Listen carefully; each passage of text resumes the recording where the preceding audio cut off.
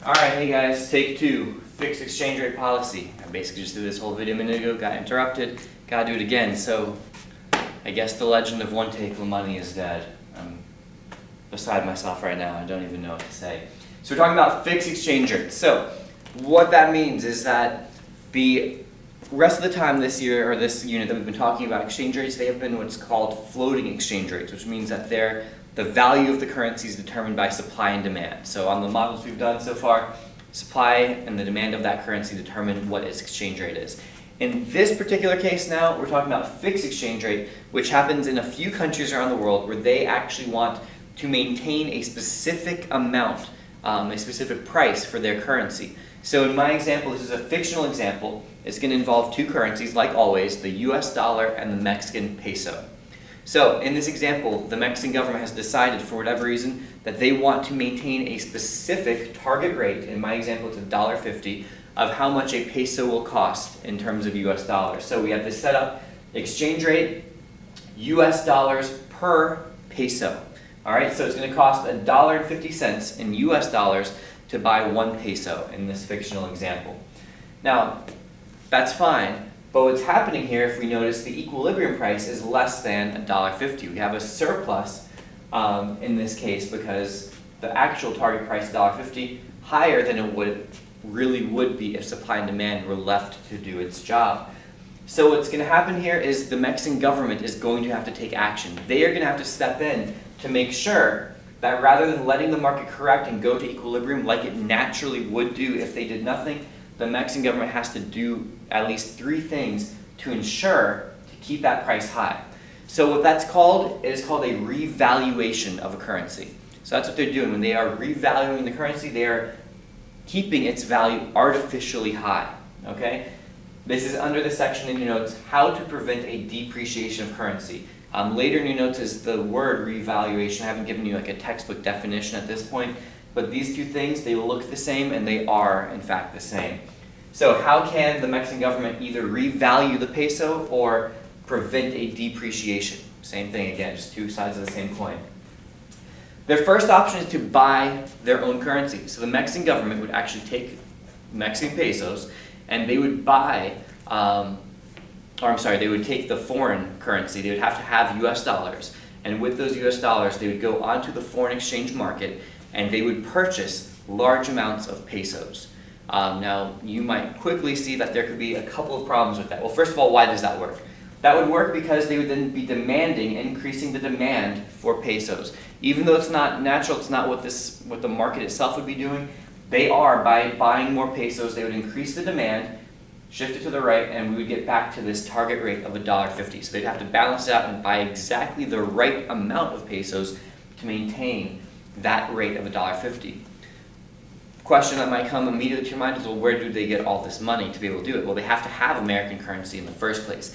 Every country has foreign currencies so that they are all able to do this to small degrees. Most countries don't attempt to do this as a long-term policy because it becomes very difficult to do this, but they would have to take American dollars and buy pesos with them. So that's one option. Second option is a little bit more straightforward. This one's easy. It's monetary policy. We know monetary policy involves changing the money supply, and the reason you change the money supply is to influence interest rates, as we have talked about a lot throughout Unit 4 and Unit 5. So, in this case, the Mexican government, if they are trying to prevent their peso from depreciating, then they are going to raise their interest rates in Mexico. Why would they do that? Well, we already know the answer to that. If they raise their interest rate, what are American investors going to want to do if Mexican interest rates are higher than American interest rates? Well, they're going to want to put their money into Mexican banks because they have a higher return. So this will work. It'll cause Americans to put their money into Mexican banks. When they do that, Americans need to convert their dollars to pesos to be able to do that. As a result, they would also increase the demand up here, so we're still at $1.50 as our exchange rate by increasing the demand for the peso.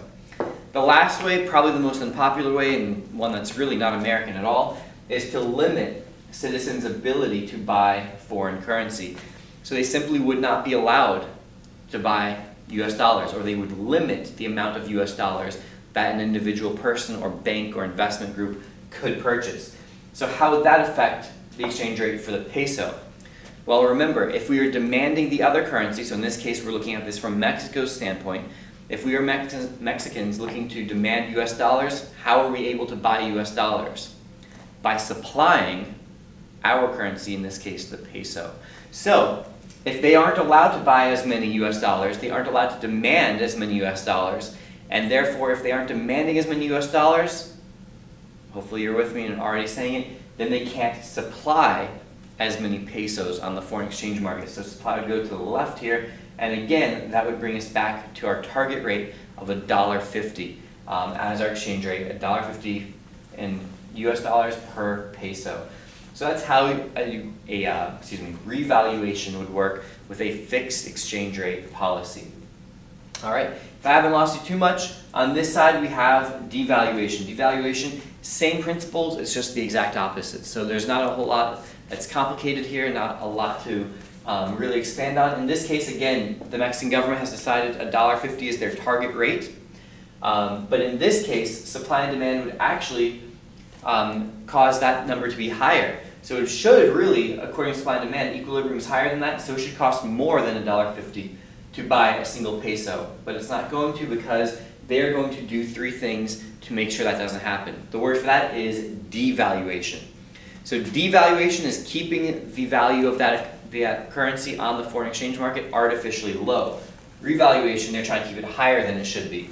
So devaluation, how to prevent an appreciation of a currency. So how do they stop it from its value going up? Do the opposite things. So instead of buying their own currency, this time they are going to sell lots and lots and lots of Mexican pesos on the foreign exchange market.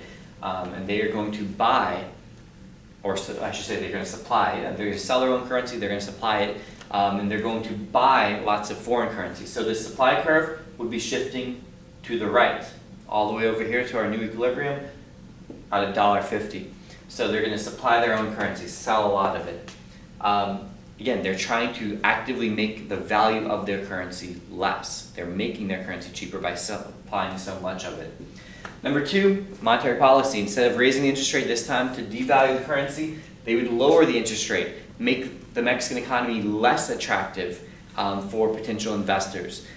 So they wouldn't want to put their money into Mexican banks. So they would lower the interest rate so people would demand fewer pesos, demand would shift to the left, and again, we have our lower dollar, our lower exchange rate. And thirdly, they could limit foreigners' ability to buy the domestic currency. So Mexico would put a law saying Americans aren't allowed to buy pesos, or they're only allowed to buy so many. So again, that would shift the demand to the left, again limiting the value, keeping that value artificially low. So this is how a fixed exchange rate system works. America and most countries use a floating exchange rate that just lets supply and demand do its job. But if a country wants to peg its currency, the value of it, to another country, they can do it. And these are the ways that they would make that work. All right? Hope that helps, guys.